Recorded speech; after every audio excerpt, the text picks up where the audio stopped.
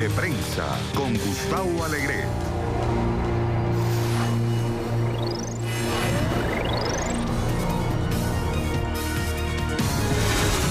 Michael Flynn, ex asesor del presidente Donald Trump, será sentenciado hoy. ¿Le servirá su sustancial colaboración con Mueller? ¿Qué tan profunda habría sido la intervención propagandística de Rusia en las elecciones de 2016? México se podría escudar en China para lidiar con Estados Unidos y su dura política migratoria. ¿Cómo altera esto el mapa geopolítico en la región? Y la oposición británica busca tumbar a May por aplazar votación sobre el Brexit. ¿Lo conseguirán? Aquí comienza Club de Prensa con Gustavo Alegret. Un repaso de la actualidad que hoy les invitamos a que nos acompañen porque escucharemos las opiniones de los analistas que ya están en nuestra mesa de trabajo. Hoy con Arturo Sarucán, es consultor internacional y ex embajador de México en Estados Unidos. Señor Sarucán, buenos días. Vamos a hablar también de fútbol. El señor Sarucán es un forofo culé, seguidor del Fútbol Club Barcelona y quiere que hablemos de Mourinho. Vamos a hablar también con Amanda Mars, corresponsal jefe de El País en Washington. Amanda, muy buenos días. Muchas gracias, buenos días. Mucho trabajo, imagino, estos días con la actualidad estadounidense. Gracias por estar con nosotros. Y con Juan Carlos Hidalgo, analista político del Instituto Cato. Juan Carlos, buenos días. Hincha del Chelsea. ¿Hincha del Chelsea? Sí. Bueno, pero al final hablamos de fútbol. Vamos a comenzar conversando sobre lo que se espera hoy de esa audiencia en la que quien fuera asesor de Seguridad Nacional y un fugaz asesor del presidente, Michael Flynn, pase por el juzgado para escuchar la sentencia. El equipo de abogados de Robert Mueller, que es quien está investigando la trama rusa, la presunta injerencia rusa en las elecciones, ha recibido una estupenda colaboración de Flynn y por eso la semana pasada le pidió al juez que la sentencia no incluya cárcel o una cárcel mínima. Hoy sabrá Flynn si esa colaboración ha tenido éxito, porque la sentencia nos dará el termómetro. En cualquier caso, una sentencia que seguramente va a incluir una pena, la que sea, por haberle mentido al vicepresidente y particularmente al FBI. Ese es el delito. Mentirle al vicepresidente no es un delito, pero sí mentirle al FBI. Arturo. Mira, con base en este que aparentemente será el cargo que le fincarán y con base en el cual le dictarán sentencia, podría enfrentar una pena de cárcel de 6 meses, que es el cargo por mentir a una autoridad federal. Pero más allá de lo que acabe sucediendo hoy en el juzgado, el tema es que, es decir, todo el paquete de investigaciones, las que está conduciendo el fiscal especial Robert Mueller, las que conduce la Fiscalía del Distrito Sur de Nueva York, las que está conduciendo la Fiscalía del Distrito de Columbia, es decir, en temas tan variopintos como si hubo o no hubo colusión de la campaña de Trump con Rusia para generar polarización y impactar la elección presidencial de 2016. La obstrucción de justicia, que parece que por ahí es donde vienen encaminadas las baterías de Mueller. No sabemos lo que no sabemos. Hay mucho del documento que Mueller presentó a la Fiscalía del Sur de Nueva York que está censurado con plumón negro. Entonces hay casi 60 cuartillas que están censuradas, que no sabemos el contenido, pero parece que por ahí viene. Pero además tienes la investigación que está conduciendo la ciudad de Nueva York con el tema de evasión fiscal, la investigación que están conduciendo el estado de Maryland y D.C. por el tema de conflicto de interés en los negocios del presidente y de la organización Trump, sobre todo con el Hotel Trump aquí en la ciudad de Washington, D.C. Entonces tienes un cúmulo de investigaciones que están empezando realmente, yo creo que, a copar el círculo más inmediato del presidente y que creo que lo van a poner en una posición complicada con el arranque de año. 17 investigaciones son las que están, y se vienen las demócratas, se viene la Cámara de Representantes, todo lo que detonen ellos. Que ahora con el poder de supina, no sé cómo se dice en español, citatorios. Citatorios, pueden pedir los estados financieros del presidente, pueden pedir las declaraciones de impuestos y demás, y eso es lo que Adam Schiff, el miembro de más alto rango del comité el presidente ahora. Del comité, sí, el comité que va a investigar Comité esto, Selecto de Inteligencia. De inteligencia, él ha dicho que va a seguir el dinero, que básicamente la pista del dinero. La pista del dinero en el sentido de que ya se sabe que el presidente Trump estaba interesado en hacer negocios o estaba haciendo negocios con Rusia, y eso podría explicar entonces esa muy anómala favoritismo que muestra el presidente hacia Vladimir Putin, ¿verdad?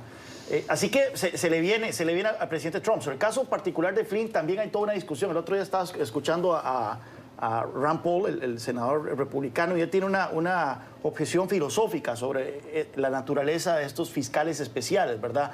Usualmente cuando la justicia funciona porque alguien comete un crimen y entonces se asigna un fiscal para determinar la culpabilidad del crimen que ya se sabe que se cometió. En estos casos no se sabe si hay crimen, pero entonces se escoge un fiscal para encontrar el crimen. Y entonces el fiscal, en su búsqueda de crímenes, bueno, hace cualquier tipo de cosas. Y entonces estamos viendo que la gente que está cayendo por no haber reportado bien sus impuestos, por haberle mentido a las autoridades durante el proceso de investigación y demás, pero el supuesto crimen que se estaba buscando, que era el de la corrupción, todavía no está... no se le ha visto por dónde puedan... No está comprobado. Sí. Sí, miren, ahora te doy la palabra, pero quiero que nuestros televidentes vean este mensaje de Twitter del presidente de las últimas horas en la que le dice al general Flynn, buena suerte hoy en la Corte, general Michael Flynn. Será interesante ver qué tiene que decir, a pesar de la gran presión que soporta sobre la colusión rusa en nuestra gran y obviamente alta y exitosa campaña política. No hay colusión. Amanda. Sí, esto es un elemento del que a veces la gente seguramente se puede perder con la investigación de la trama rusa. El mandato que tiene el fiscal Mueller es averiguar si ha habido una cierta connivencia o colaboración entre el equipo de Trump y este plan de injerencia del Kremlin, y si ha habido un caso de obstrucción a la justicia. Pero también de seguir la pista a cualquier otro delito que se tope fruto de las investigaciones. Eso es lo que explica que hoy por hoy, con los elementos sobre la mesa, donde más cerca está la acusación contra Trump tiene que ver con unas presuntas relaciones extramatrimoniales de hace más de 10 años. Y esto es paradójico porque al final los problemas que tiene Trump con esta investigación es que le pueden encontrar pues todo tipo de ilegalidades, ¿no? Financieras con su empresa, fiscales con su patrimonio, y ahora también el caso de los pagos a estas señoras que se podrían considerar donaciones ilegales de campaña, porque el objetivo era proteger. Ese es el tema. Entonces, ¿qué es? De colusión, a lo mejor hoy por hoy, con lo que hay sobre la mesa, no han encontrado nada, pero fruto de las pesquisas de Mueller se está encontrando de todo. Y se está encontrando que el equipo de Trump estaba rodeado de gente, pues de gente que no había declarado sus trabajos como lobista, gente que tenía unos planes de fraude fiscal gigantescos, gente mintiendo continuamente al FBI, y estos son hoy por hoy los problemas tangibles de Trump. Rand Paul hizo una pregunta muy interesante. Esa fue una entrevista que le hicieron en Meet the Press. Dijo, imagínense qué pasa si uno le nombran un fiscal especial para escapar. Es el senador por Kentucky, que es libertario. Sí. ¿Qué pasa si uno le ponen un fiscal especial para escarbarle la vida a uno en busca de algún crimen que uno ha cometido? Pues de fijo van a encontrar algo. Uno en toda la vida de fijo en algún momento ha violado alguna ley. Y eso es el problema con la naturaleza de estos fiscales especiales. Oiga, ¿verdad? Pero eso extiende la sombra de la duda. No, ¿por qué necesariamente tiene uno que haber incumplido alguna ley en su vida? Puede que haya gente que haya cumplido la ley siempre. Siempre hay alguna ley tributaria, hay algún pecadillo que uno ha cometido. Pero no hay que minimizar lo que está ocurriendo aquí. Es decir, tienes como... Yo me dediqué 20 y tantos años de vida diplomática a Estados Unidos, a la relación con Estados Unidos. Yo jamás, fuera de la época de Watergate, que no me tocó vivirla, que la estudié, no había visto un radio de corrupción, de conflicto de interés, de degradación de la figura presidencial como la que estamos atestiguando en este momento en este país. Y ojo, tampoco hay que perder de vista que si bien efectivamente no han logrado, o por lo menos Mueller no ha dado señales aún de que hay una vinculación directa entre el equipo de campaña y los esfuerzos rusos por incidir en la elección, sí han logrado, si no Mueller, toda una serie de investigaciones periodísticas, la investigación que acaba de salir en el Senado esta semana, que están apuntando a temas fundamentales como los vínculos que efectivamente se establecieron entre el equipo de campaña y Wikileaks y Julian Assange para filtrar y subir todos los correos electrónicos hackeados a la campaña demócrata, de Podesta, de Hillary Clinton, del Comité Nacional Demócrata. Es decir, Roger Stone también tuvo contactos con Wikileaks. Es decir, efectivamente estamos mordisqueando los elementos fundamentales sin llegar al corazón de la litis, pero tenemos un tiradero en términos de violación de las leyes electorales, que es a lo que viene el tema de los pagos a estas dos amantes que tuvo el ahora presidente, el tema de vínculos con una organización que hackeó los servidores y las computadoras de uno de los equipos de campaña. Es decir, no es menor, ¿eh? Sí, delitos le van a encontrar. La cuestión es qué delitos encuentran que el Partido Demócrata considere que son sustanciales como para llevar a un impeachment. Y es interesante. O sea, entonces, por estos presuntos pagos ilegales a estas expresuntas amantes del presidente Trump, son esos considerando, imaginemos que hay pruebas y el delito y él lo sabía y se convierte. ¿El Partido Demócrata va a jugar a la destitución, con ese delito? Ese sería un gran error. Eso es un buen punto, porque los mismos demócratas ya han establecido. No vale cualquier delito. No vale cualquier delito para hacer un impeachment, políticamente. Entre otras cosas, porque los republicanos tienen que sumarse. Pueden abrir el proceso, pero eso tiene un coste, como ya demostró el proceso de juicio político o de intento de destitución del presidente Clinton. Exacto. Y les salió el tiro por la culata.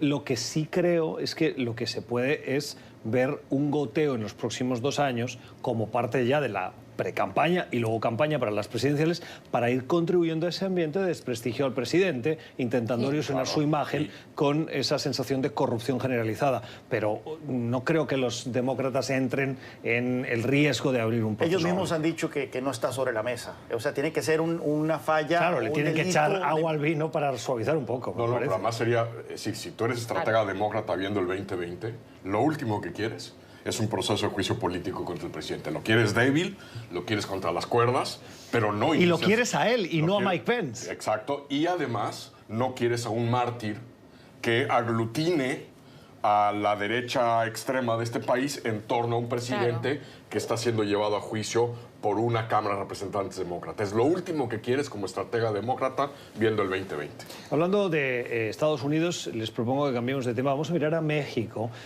Uno de los principales problemas o preocupaciones que tiene esta administración es la frontera sur.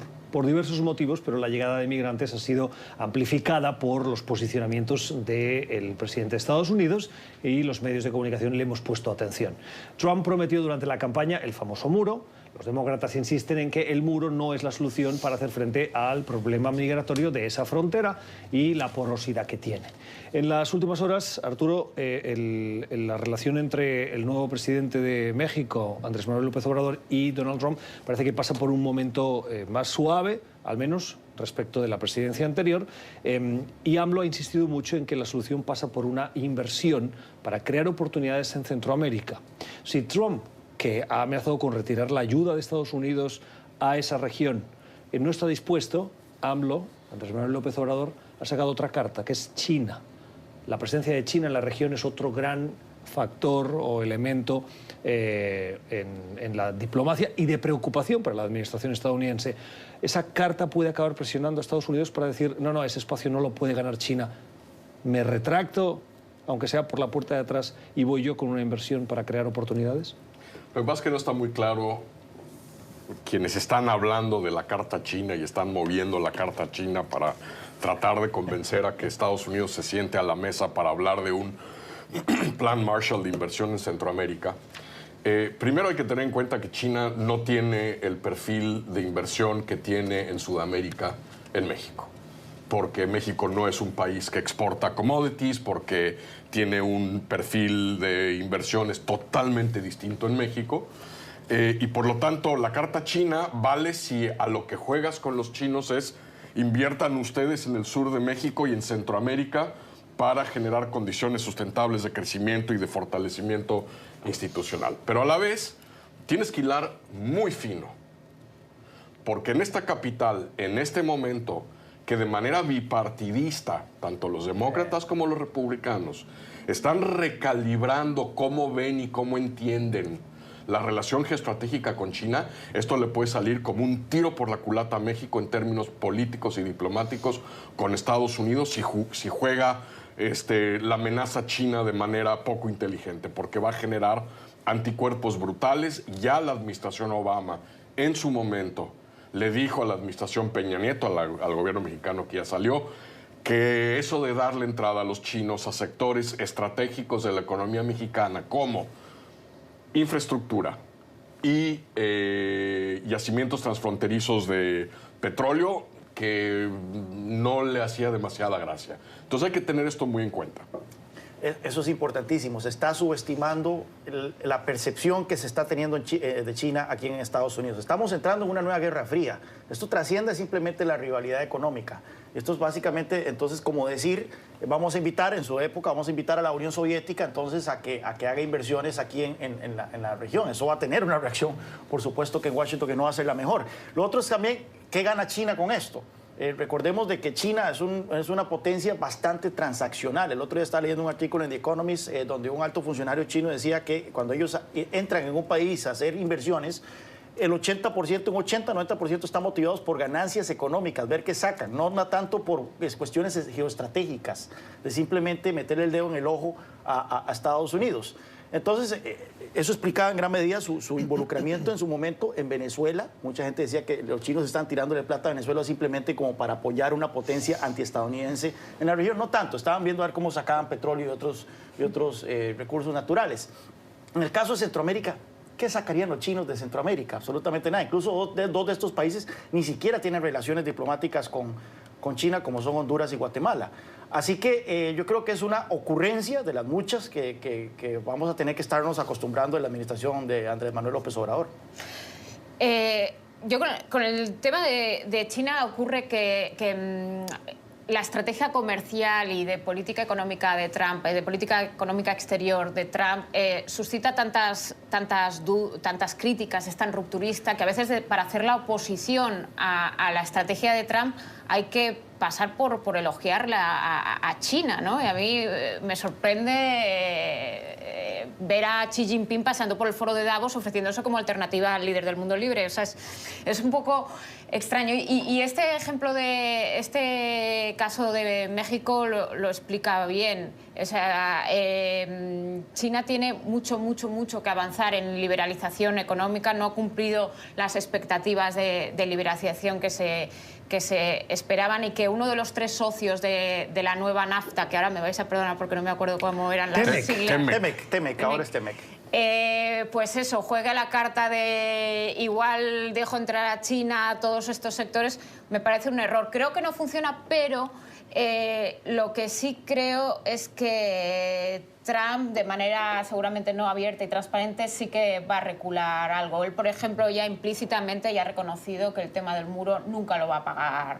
Nunca lo va a pagar México, ¿no? Ha dicho, esto lo acabará pagando México porque la vida comercial va a ser tan buena para Estados Unidos que de retruque lo va a cobrar Estados Unidos.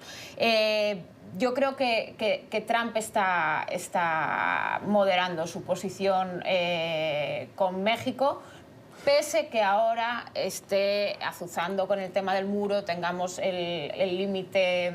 Hay ahora, el viernes vence el límite de negociación con los demócratas para la financiación del Estado, y está usando el tema del muro como pulso de negociación, pero yo creo realmente que es un gesto de cara a la galería. Yo le doy enseguida la palabra a Arturo, que ya quiere responder a lo que decías ahora, pero me parece que en cuestiones de estrategia política, cuando tú marcas tan clara una oposición como es la de la construcción del muro, la construcción del muro, la construcción del muro, en el momento en el que no puedes generas una alta frustración en tu electorado. Por mucho que luego quieras vender que el muro sí lo comenzaste a construir, pero no se ha puesto un ladrillo, no se ha abierto un hueco para la construcción del muro. Y llevamos 2 años. Y mi previsión es que no va a pasar nada más allá de los 5 modelos que se construyeron en su momento, que sí, Donald Trump fue a verlos casi a la desesperada para como demostrar que se estaban haciendo cosas. Yo discrepo un poco lo que tú has dicho por la siguiente razón. Primero, creo que no ha suavizado su posición con México, ha suavizado su posición con el presidente de México. Es decir, sigue golpeando a México, sigue usando a México como piñata político-electoral, pero no menciona jamás, no ha mencionado jamás el nombre del nuevo presidente de México. Es decir, no une su golpeteo a México con Andrés Manuel López Obrador. Los está separando porque están buscando generar puenteos con este nuevo presidente mexicano. Habiendo dicho esto, yo estoy convencido que el tema del muro y el tema de México y el tema de la migración, como lo fueron en su campaña, como lo fueron en las intermedias, va a ser una de las banderas fundamentales de la narrativa de reelección del presidente para movilizar a su base y a su voto duro. Esa narrativa que utilizó durante la campaña de las intermedias fue lo que en muchos sentidos le mantuvo el control del Senado al Partido Republicano. Es decir, eso fue lo que movilizó a los votantes a salir a votar por la manera en que utilizó la supuesta amenaza a la caravana con el tema de la seguridad y el espejeo lamentable y deplorable que hace este presidente de los migrantes como criminales y los refugiados como potenciales terroristas. Cuando dice que están buscando el puenteo con el nuevo presidente de México, ¿quién lo está buscando? Bueno, hay varios. Hoy por hoy, el que está llevando la batuta es el secretario Pompeo. Es decir, la administración Trump. A eso me refiero. Creo que se está buscando un acercamiento. Sí, pero va a seguir golpeando a México. Es decir, va a seguir diciendo, de México vienen los criminales, México va a pagar el muro, pero a diferencia de lo que hacía en el pasado, donde además hablaba de Peña Nieto, aquí no ha mencionado la palabra en una crítica a México, el nombre del nuevo presidente mexicano. Vos sos el diplomático aquí, entonces vos sabrás la razón, pero me llama mucho porque lo mismo ocurre con la relación con China. Le tira a China, pero nunca le ha tirado a Xi Jinping. Y mutuamente. China le tira a Estados Unidos, pero nunca le tira personalmente a Donald Trump. Y en cambio ves a Canadá y ahí es al revés. Exacto. A quien le pega es a Trudeau y siempre habla bien y positivamente de Canadá. Es decir, el presidente calibra si personaliza o no sus ataques a otros gobiernos vía la figura del líder. Hay una estrategia, eso claro. significa que hay una estrategia. Claro.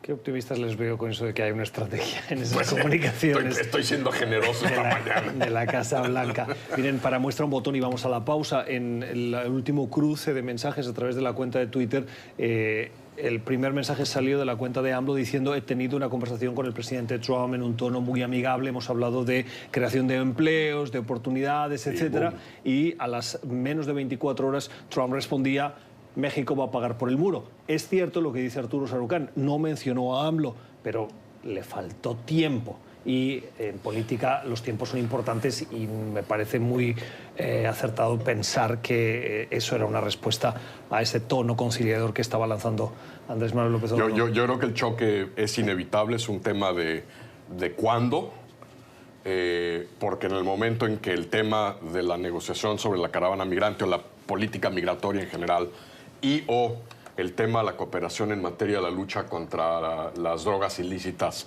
ahí va a haber dos frentes que se ven venir de confrontación y vamos a ver cómo la manejan.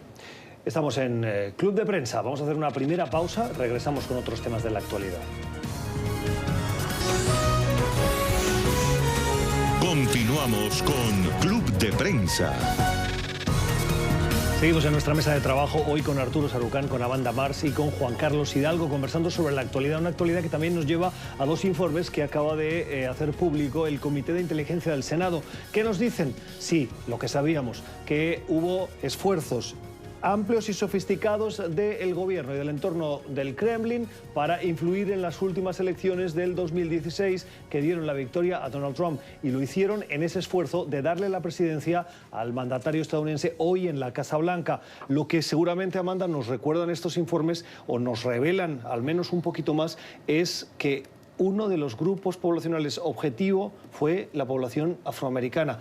Uno, para desmotivarla a votar, y dos, para separarla de quien ha sido el partido tradicional mayoritariamente de los afroamericanos en Estados Unidos en los últimos años, por diversos motivos, que son los demócratas. Sí, y esa fue, yo creo que también fue parte de la campaña de Trump. Pese a algunas críticas al movimiento Black Lives Matter, es verdad que la campaña de Trump habló muy poco de... Esa campaña de la vida de los afroamericanos también cuenta como reivindicando sus derechos. Contra la brutalidad policial, etcétera.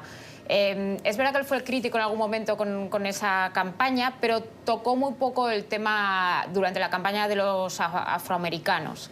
Y eso es una manera, no vas a conseguir que esta, como tú bien decías, que esta población voten más a los republicanos, vote a Trump, porque es un voto principalmente demócrata, pero sí puedes desmovilizarlos, ¿no? Jugar a que se queden en casa y que no vean... El voto. Claro. Y es verdad que una cosa que perdió Hillary Clinton respecto a Obama fue la movilización del voto afroamericano. ¿Cuánto tuvo que ver esta campaña de injerencia y de propaganda en ello? Pues hombre, eso es imposible de averiguar, pero sin duda es una de las estrategias que se usó. Junto con las otras, que es verdad que esto es un informe más, que ha habido varios, yo creo que un elemento muy grave de toda esa campaña de noticias, digamos, noticias falsas o intoxicaciones, es que se creyeran o no esas informaciones, y es verdad que otros estudios también dicen que los lectores no creían demasiado esas historias, se creyeran o no, sí que consiguieron marcar mucho la conversación. Y eso sí que es transversal, eso afectó a todos los votantes, eso afectó a los medios pequeños, a los medios que se llaman mainstream o mayoristas, y toda esta campaña de intoxicación, el gran daño letal no es tanto que se crean esas conspiraciones absurdas, sino que marcan la conversación. Es interesante, y invito a la audiencia que lo haga, en el New York Times han sacado como 4 o 5 ejemplos de esa campaña, y es muy revelador, o al menos lo ha sido para mí personalmente, cuando ves esas imágenes que te las has encontrado en tu cuenta de Twitter o en tus redes sociales y las has visto. Entonces, visto en perspectiva, te das cuenta que eso formaba parte de esa campaña, que cuando lo recibiste no lo percibiste como tal, que formaba parte como de la conversación política del momento, y ahora, al haber identificado el origen, te das cuenta de lo fácil que es que un mensaje de Twitter también te impacte individualmente. Bueno, aquí hay varios puntos que esto sí ya es un poco más preocupante, porque hasta el momento el tema de la interferencia rusa fue que, bueno, tenían unos troles que estaban tratando de crear discordia. Lo del robo de los correos electrónicos sí era algo preocupante. Todavía más preocupante el intento que hicieron por hackear las máquinas y el sistema electoral. Eso sí es cierto que hubiera sido seriosísimo, pero hasta el momento nadie con ninguna certeza podría decir que esa interferencia rusa tuvo un impacto verdadero sobre las elecciones. Pero ahí yo creo que sí podemos encontrar algo en el sentido de que el voto afroestadounidense cayó por primera vez en los últimos 6 ciclos electorales. Venía subiendo y por primera vez cayó. Y si los afroestadounidenses hubiesen salido a votar en Milwaukee, en Detroit, Wisconsin, y en Filadelfia y en Wisconsin, como salieron a votar 4 años anteriormente, Donald Trump no sería presidente. Eso está comprobado. O sea, los márgenes de victoria de Donald Trump en Pensilvania, Michigan y Wisconsin fueron tan pequeños que se explica casi que exclusivamente por la caída en la participación de los afroestadounidenses en esos estados. Entonces, si estas campañas tuvieron algún impacto en disuadir a los afroestadounidenses a salir a votar por Hillary Clinton, ahí podríamos estar diciendo que efectivamente Rusia sí tuvo impacto en el resultado de la elección. Y además aquí hay 2 temas adicionales que creo que hay que ver con cuidado. Primero es que también habla mucho de, cómo los medios tradicionales le dieron un amplificador a muchas de estas noticias al cubrirlas y al replicarlas. Es decir, el papel de los medios en no filtrar noticias que patentemente deberían haber sido investigadas, revisadas. Y 2, el criterio de quienes leen y ven estas noticias en redes sociales, que la compran sin el menor prurito. Es decir, no hay un filtro social que te está permitiendo como consumidor en estas plataformas con un mínimo de criterio decir, esto lo voy a revisar porque aquí hay estos elementos que no cuadran. Este es el primer tema, que es cómo estamos consumiendo y reaccionando ante lo que estamos viendo, sobre todo en plataformas de redes sociales. El segundo gran tema es, nos guste o no, Rusia es el país que mejor ha entendido cómo utilizar las nuevas tecnologías de información para sumarlas como una herramienta más de un arsenal como un arsenal geopolítico. Lo vimos por primera vez en Georgia, luego perfeccionado en Ucrania con la invasión, en donde toda esta estrategia de desinformación, además de lo que se hacía sobre el terreno de juego con operativos militares, generó y el hackeo de instalaciones vitales en Ucrania, y lo hemos visto perfeccionado en la elección estadounidense, en donde el objetivo, más allá de que ganara o no ganara Trump, es polarizar, debilitar y sembrar desinformación. Gane quien gane. Socavar la democracia, Así es. socavar la institucionalidad, y eso es lo preocupante aquí. ¿Cuál es la finalidad de Rusia con todo esto? Parece que quieren socavar las instituciones democráticas en Occidente, porque no solo Estados Unidos, lo han hecho en Francia, lo han hecho en Alemania, con menos éxito, lo hicieron en el Brexit. Ciertamente hay una agenda hostil, sumamente hostil por parte del Kremlin. La pregunta es cómo hacerle frente a esto, qué clase de respuesta puede tener Estados Unidos y otros países para decirle a Vladimir Putin, ya no más, basta. Bueno, el tema de que los medios ni siquiera creo que deban estar permanentemente chequeando y contrastando todas estas informaciones. ¿Por qué? Por lo siguiente, evidentemente no deben replicarlas, solo faltaría. Pero es que no las replican. El problema es que una vez tú te metes en el juego del fact-checking y el desmentido permanente, estás comprando la conversación. O sea, es que hay un estudio de Columbia muy interesante de esto. Cuando tú dedicas un montón de espacio de tu cobertura a desmentir que Obama ha nacido en el extranjero, a asegurar que Obama... Estás metiendo la conversación del nativismo, la estás comprando y estás marcando la agenda con eso. Cuando cada vez que alguien da un dato sobre inmigración falso, tú dedicas una cobertura, un despliegue para desmentir que ese dato no es falso, al final la campaña electoral gira en torno al tema de la inmigración, cuando no era una campaña electoral que, digamos, por cuestión de cifras tendría por qué haber girado en torno a la inmigración. Es decir, no hay una solución buena. ¿Qué hace el país? No hay una solución buena. ¿Qué hace el país cuando se encuentra con retos periodísticos como estos? Pues yo creo que hace lo que intentan hacer todos los medios, buscar un equilibrio entre, evidentemente, cuando un tema está en la conversación, y hoy en día, a diferencia de la campaña electoral estadounidense, Trump es presidente de Estados Unidos. Lo que dice el presidente de Estados Unidos en Twitter es una declaración del presidente más poderoso del mundo. Yo creo que hace lo que tienen que hacer todos los medios, que es intentar buscar el equilibrio entre, evidentemente, dar cobertura a lo que dice el político más poderoso del mundo, sin caer permanentemente en la agenda y los ritmos que quiera marcar cuando se percibe que son por unos intereses tácticos o electorales. Eso es lo que creo, el equilibrio que tienen que buscar los medios. Pero... Pasó una cosa, un segundito, pasó una cosa muy interesante. Mencionabas el caso de Francia. Se robaron correos de Macron. Wikileaks difundió correos de Macron. En la prensa francesa pasaron sin pena ni gloria. Pasaron sin pena ni gloria. Cuando los correos de Clinton y de los demócratas fueron una bomba informativa aquí. ¿Pero pasaron sin pena ni gloria porque no los políticos de la oposición no los utilizaron? No, pasaron sin pena ni gloria a nivel mediático. ¿Cuál es la solución buena? Pues no la sé, evidentemente, pero creo que tiene que haber un equilibrio.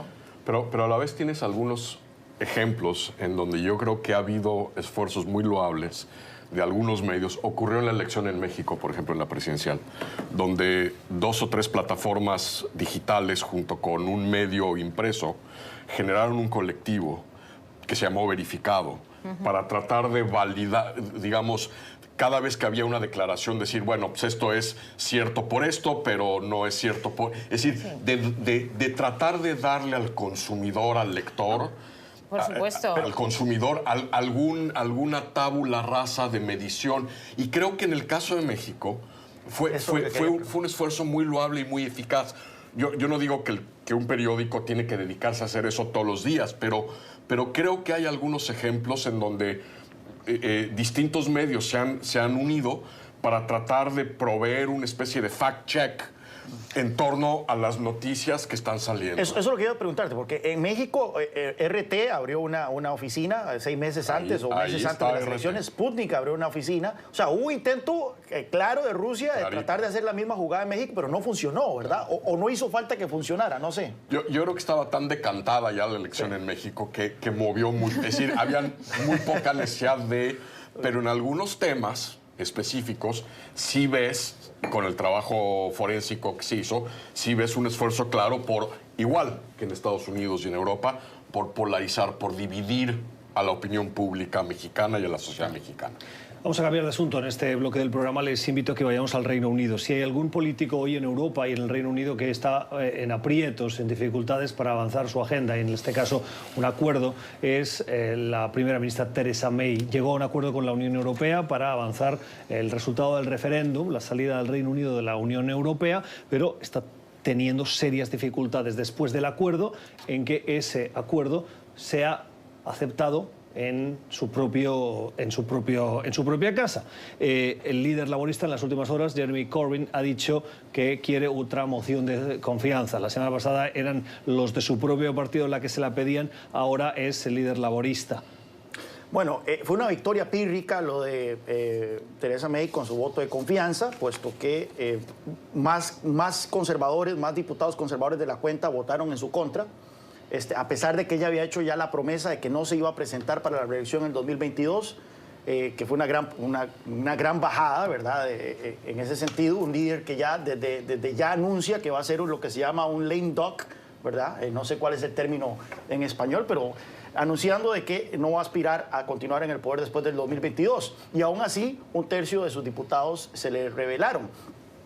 Aquí hay un gran problema que es el Partido Laborista. O sea, ya sabemos que el Partido Conservador está altamente dividido sobre el Brexit, pero lo que poco se comenta es que el Partido Laborista también está altamente dividido sobre el Brexit. Si uno analiza los distritos que votaron a favor del Brexit, muchos son distritos laboristas. Y entonces tienen a diputados que personalmente podrán estar a favor de permanecer en la Unión Europea o a favor de un Brexit suave, pero que representan distritos cuyas poblaciones se decantaron abrumadoramente por un Brexit y que sí, las sondeos indican que siguen decantándose a favor de un Brexit. Aquí, el mismo líder del Partido Laborista, Jeremy Corbyn, él personalmente, a lo largo de su paso por el Parlamento británico, ha sido alguien que está escéptico de la Unión Europea, siempre lo ha denunciado como un organismo que es neoliberal y globalizador.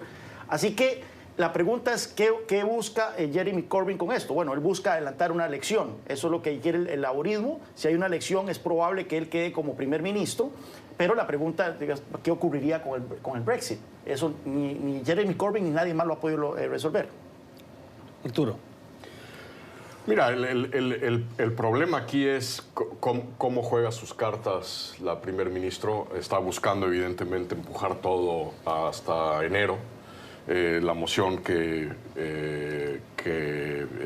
Corbyn impulsa busca que haya un voto de no confianza sobre la primer ministro, más no sobre el GAP. Él fue muy puntual en decir es un voto de no confianza en la líder de la bancada en el poder, no del partido en el poder, porque sabe que ahorita no le conviene una elección general tan rápido. Sí. Tiene que dejar que esto un poco siga su camino.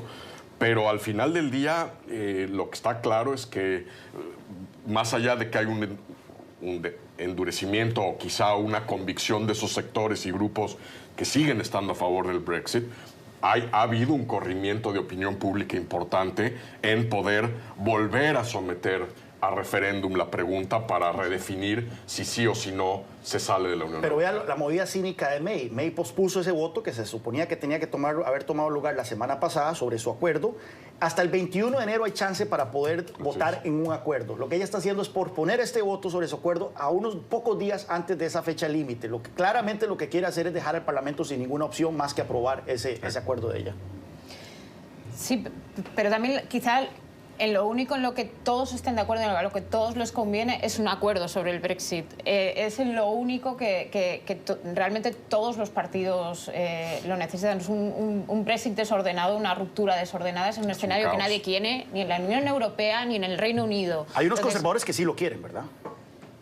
Bueno, sí, los duros. rupturistas, sí, pero en general no lo quiere nadie. O sea, hay varias cosas. En realidad, la situación dentro de la falta de consenso, hay un par de consensos. Y es que a Theresa May no la quieren, ni los laboristas, ni los de su propio partido. Más de la mitad la han rechazado en una votación interna. Y que el Brexit desordenado, salvo a estos conservadores duros, no le conviene a nadie. Entonces, quizá un escenario posible es dejarla en combustión, o sea, que ella se queme, que sea la primera ministra que se queme en este proceso del acuerdo del Brexit, y seguramente una vez se haya cerrado el acuerdo del Brexit están... Bueno, ella misma, para poder avanzar su agenda, los días. se comprometió públicamente a no volver a presentarse como primera ministra. Sí. Que eso en un sistema parlamentario es el beso de la muerte. Cuando ya un líder anuncia no voy a aspirar a una reelección, inmediatamente la pregunta es quién va a ser el líder que va a llevar a ese partido a la Bueno, que se lo elección. pregunten a Luis Almagro, que prometió por activa y por pasiva que no iba a volver a presentarse al secretario general de la OEA, y hace 2 semanas publicó un tuit diciendo: Colombia y Estados Unidos me están diciendo si quiero asumir, y lo asumo el reto, como bueno, porque me lo piden. Pero cuando Tony Blair anunció que él no se iba a presentar para una reelección, inmediatamente al año se lo tumbaron. O sea, ya empiezan los otros miembros del gabinete y del partido a posicionarse para ver quién va a ser el sucesor. Aquí el tema, lo que mencionaba Amanda, y ya lo he mencionado en este programa, el problema de fondo es que hay una mayoría en contra del acuerdo de May. Hay una mayoría en contra de un Brexit duro. Hay una mayoría en contra de un segundo referéndum. El problema es que no hay una mayoría a favor de nada. Claro, yo les iba a preguntar si el escenario de un segundo referéndum, sobre todo teniendo en cuenta, 1, que la campaña del Brexit estuvo plagada de desinformación, y 2, que hay una creciente opinión pública dentro del Reino Unido, particularmente de las generaciones más jóvenes, que ven el Brexit como algo que les va a venir impuesto y que acaba con su futuro, y el impacto económico que puede tener en la economía británica si esos elementos pueden llevar a un posible escenario de segundo referéndum, sobre todo porque es que el escenario actual es bien complicado. Yo creo que ese escenario de un segundo referéndum está allí. El problema es que el camino para llegar a la materialización... Hay que construirlo. Primero, se tiene que caer todo y hay que construir ese escenario para segundo. Justificarlo. Mira, yo creo que soy aquí el único que ha pasado por un referéndum nacional en su vida. Bueno, no, yo he pasado también. Pero no entraré en ese terreno porque ya sé que es algo escaldado. Pero siga, por favor. Es un proceso sumamente desgastante, polarizador para un país. O sea, nosotros pasamos por el TLC con Estados Unidos y el país se dividió, al final la votación quedó 51-49. Fue algo similar a lo del Brexit. Aquí la cuestión, y yo entiendo a la gente que se opone a un segundo voto, a pesar de que me encantaría un segundo voto para que revertir la decisión original, es que la gente que votó a favor de salirse de la Unión Europea es la gente que no creía en la democracia, la gente que estaba cabreada con las clases gobernantes. Si hay un segundo referéndum y esa decisión se revierte, las consecuencias de largo plazo para la democracia británica pueden ser espeluznantes. Corte en nuestro club de prensa de hoy, ya regresamos.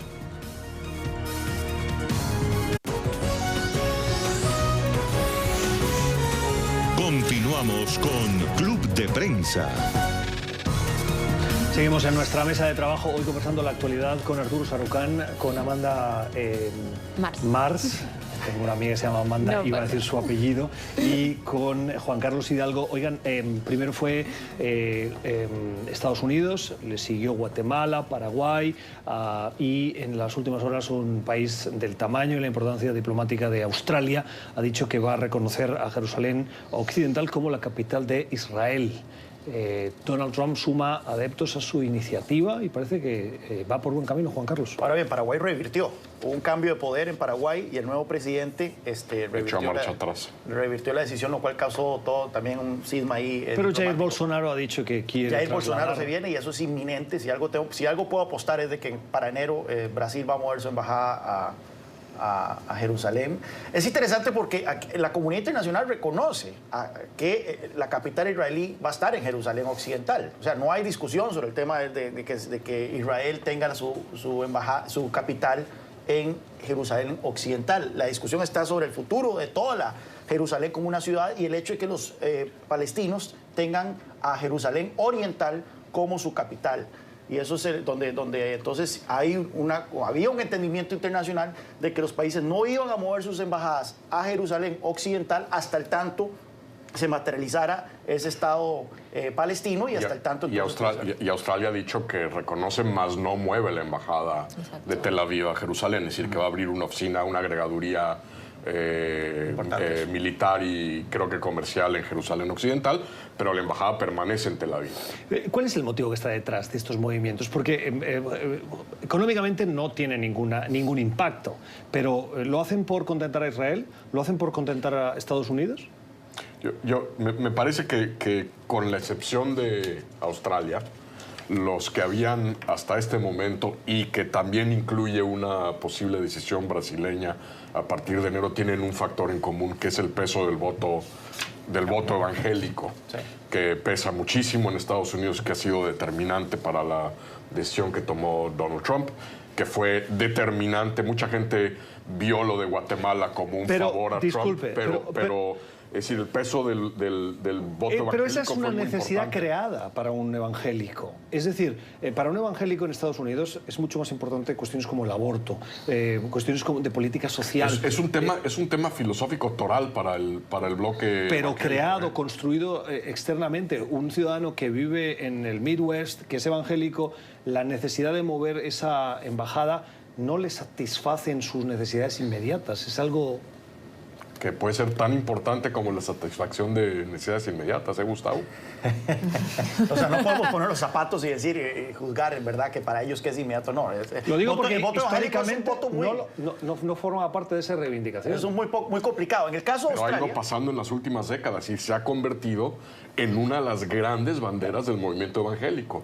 Por razones religiosas. En el caso de Australia, recordemos de que Australia acaba de tener un cambio de liderazgo también dentro del Partido Liberal, la Coalición Liberal Nacional, que es de derechas, y Turnbull, que era el primer ministro que estaba anteriormente, fue derrocado, y ahora el ala que está gobernando es el ala más dura de derecha de Australia, así que eso podría explicar esta decisión. Amanda. Es total, entiendo perfectamente el razonamiento de qué más le da a un evangélico de Missouri, donde ponen la embajada, pero sí que son gestos de política exterior para consumo interno. Y lo hemos visto en más casos de política exterior. Yo sí creo que en algunos países hay una intención de agradar a la administración de Trump, y es que en Naciones Unidas la anterior embajadora Nikki Haley ante Naciones Unidas hizo, vamos a decir, advertencias muy explícitas de quien no está con nosotros, vamos a tomar en cuenta quién no está con nosotros. Nueva pausa en nuestro club de prensa, ya regresamos.